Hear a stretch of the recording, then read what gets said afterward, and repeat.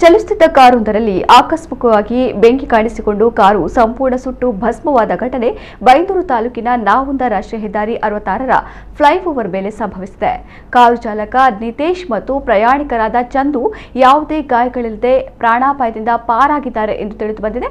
ಕುಂದಾಪುರದ ಕಟ್ಕೇರಿಯಿಂದ ಉಪ್ಪುಂದ ಕಡೆಗೆ ಕಾರು ಸಾಗುತ್ತಿದ್ದಾಗ ಈ ಅವಘಡ ಸಂಭವಿಸಿದೆ. ಈ ಬಗ್ಗೆ ಮಾಹಿತಿ ತಿಳಿದು ಬೈಂದೂರು ಅಗ್ನಿಶಾಮಕ ದಳದ ಸಿಬ್ಬಂದಿ ತಕ್ಷಣ ಸ್ಥಳಕ್ಕೆ ಧಾವಿಸಿ ಬೆಂಕಿಯನ್ನು ನಂದಿಸಿದರು. ಘಟನೆಯ ಬಗ್ಗೆ ಬೈಂದೂರು ಪೊಲೀಸ್ ಠಾಣೆಯಲ್ಲಿ ಪ್ರಕರಣ ದಾಖಲಾಗಿದೆ.